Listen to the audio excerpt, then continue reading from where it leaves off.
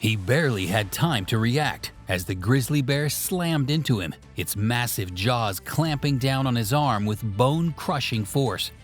Blood poured from his wounds as he struggled to break free, but the bear's relentless claws tore into his back, dragging him closer to the ground.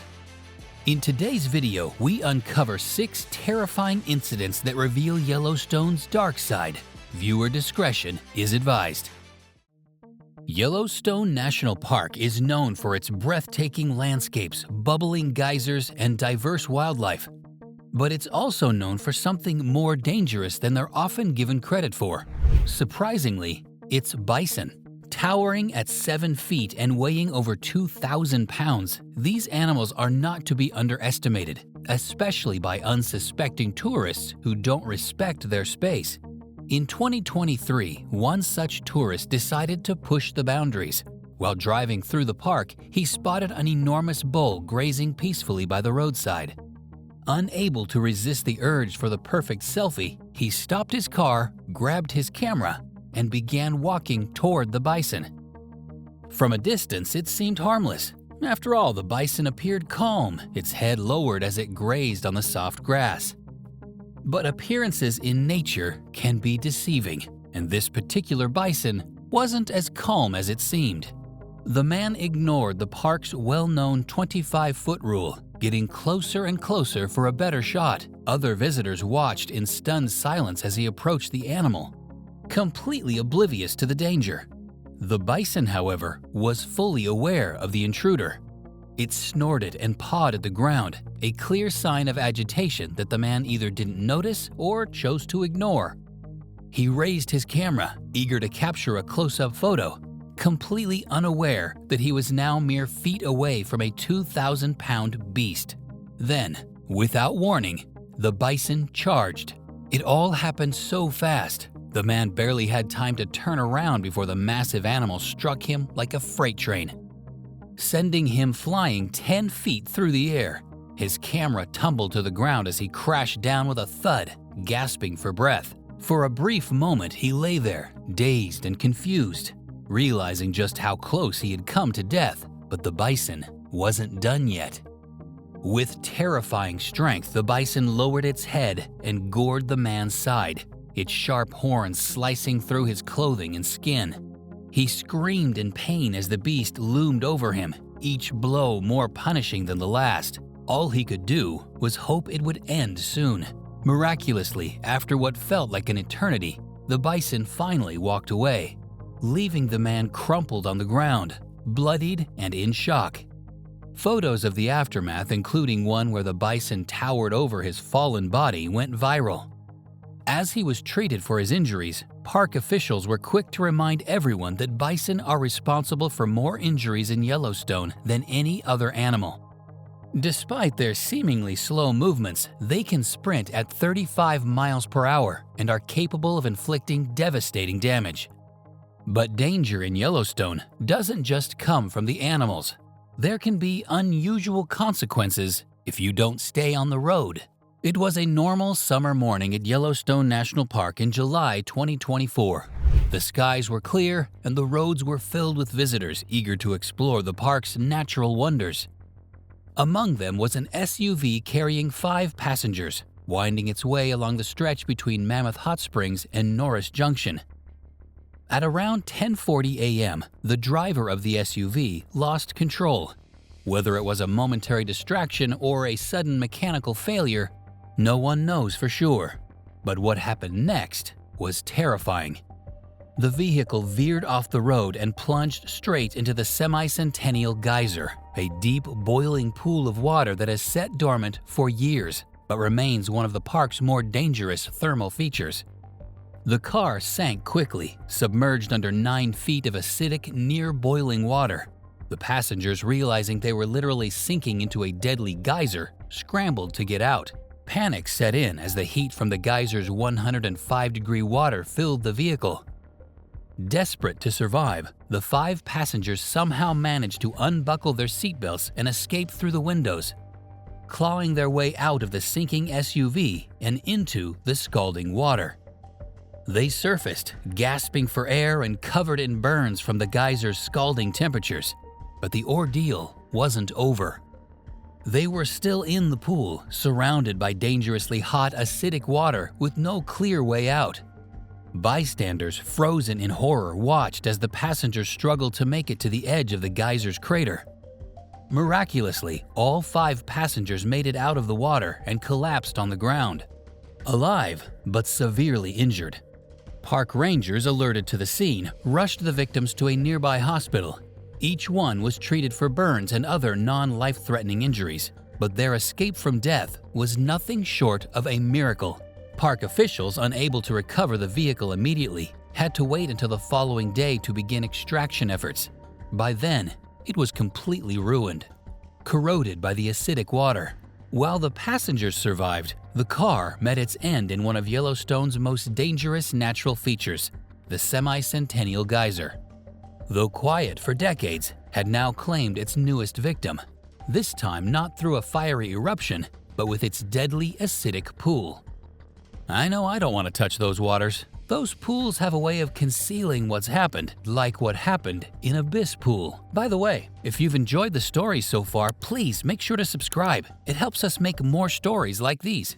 On July 31st, 2022, a grim discovery was made in Yellowstone National Park's Abyss Pool, one of the park's deepest and hottest geothermal features. Abyss Pool, with depths of over 50 feet and temperatures reaching 140 degrees Fahrenheit, is one of Yellowstone's most hazardous thermal features. The scorching waters of these hot springs are more than capable of causing severe burns. That morning, a foot was found floating in the thermal spring. The foot, still encased in a shoe, led authorities to launch an investigation into the mysterious incident. The victim was soon identified as Il-hun Rowe, a 70-year-old man from Los Angeles, California. Rowe had likely fallen into the hot spring that day, but no witnesses were present to confirm exactly what had happened. The lack of evidence and witnesses left many unanswered questions, though no foul play was suspected. Park officials classified the case as an unwitnessed incident, meaning it was an accidental fall, but without a clear account of the events leading to Rowe's death. Rowe's personal belongings, including a wallet, a laptop, and a book of poems, were found in his car parked near the scene. But investigators uncovered nothing to indicate any intent or reason for his fall. Additional remains were not recovered from the pool, though traces of what was suspected to be fatty tissue were found on the water's surface. Despite the serene beauty of Yellowstone's thermal areas, the ground surrounding the pools is fragile and thin, with scalding water just beneath the surface. And the features feeding such unique natural landscapes sometimes make the land unstable in other ways. On the night of August 17, 1959, at exactly 11:37 p.m., Yellowstone's peaceful landscape was torn apart by a force no one saw coming. The Hebgen Lake earthquake, one of the most powerful quakes in U.S. history, struck with a magnitude of 7.2. What followed was chaos that would reshape the area forever. The earth beneath Madison Canyon cracked open, sending 50 million cubic yards of rock tumbling down the mountainside. Campers, sound asleep in their tents, had no chance to react as the massive landslide swept away everything in its path. 7 members of one family were buried alive, their lives snuffed out in an instant. The scene was described as apocalyptic, with rocks, debris, and mud hurling through the canyon like a hurricane. Those who survived were left to face a night of terror.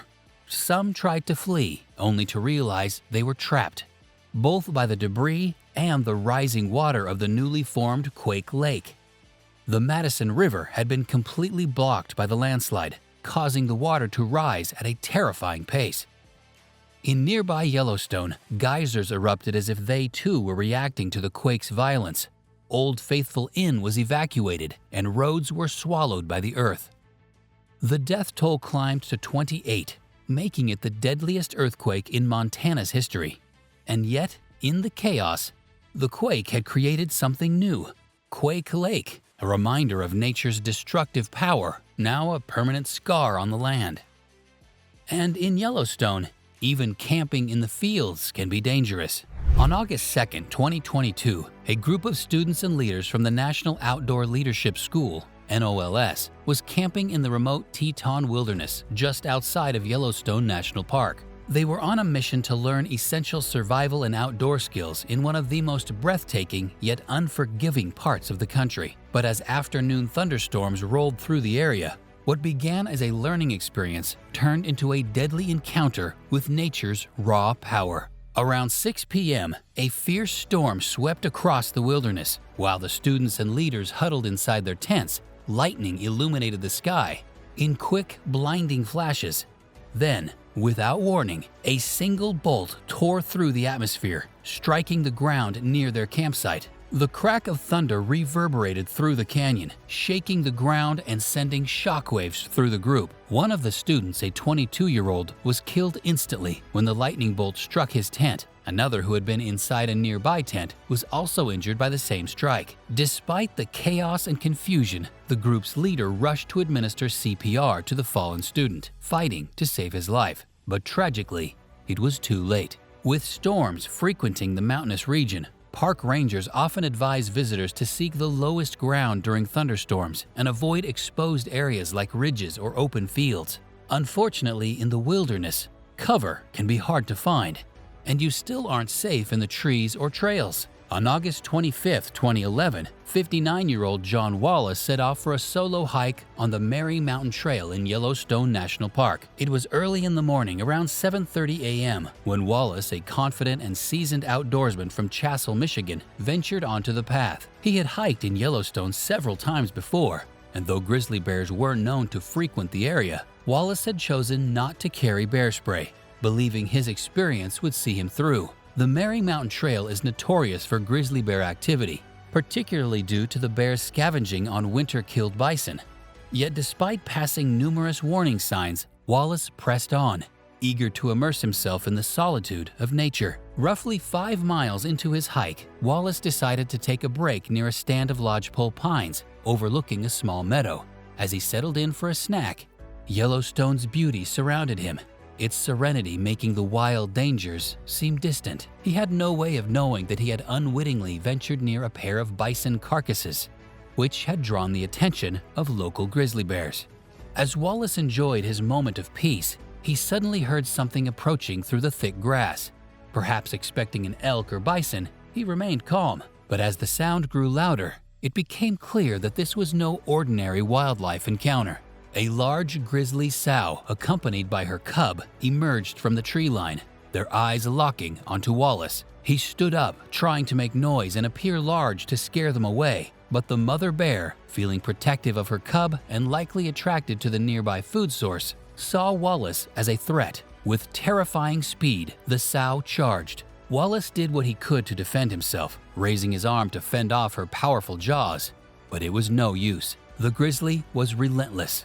She knocked him to the ground, biting into his arm and hand while clawing at his body. In a desperate attempt to shield himself, Wallace rolled onto his stomach, but the bear continued her brutal attack, clawing and biting into his back. The attack seemed to last an eternity, with the grizzly tearing into Wallace with primal fury. His efforts to protect himself were in vain. When the bear finally relented, having subdued what she perceived as a threat, she and her cub began to feed on his lifeless body. They consumed parts of his remains before wandering off to continue foraging for food in the nearby woods. The next day, a young woman and her father were hiking the same trail when they noticed birds circling the area. Concerned, they approached cautiously and saw a disturbing scene.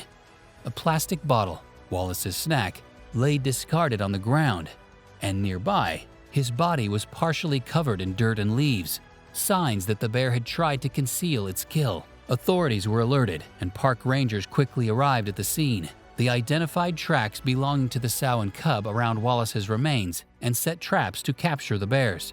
DNA testing later confirmed that the grizzly responsible for the attack had also been involved in the death of Brian Matayoshi, another fatal bear attack victim from just 1 month earlier. On October 2, 2011, the sow was captured and euthanized, while her cubs were sent to the Grizzly and Wolf Discovery Center in West Yellowstone, Montana. Despite his vast experience, Wallace fell victim to one of the park's deadliest inhabitants. In the end, it was a grim reality of life in the wilderness, where nature's laws reign supreme, and sometimes survival means knowing when to stay away. Which story did you enjoy the most? Let us know in the comments. See ya!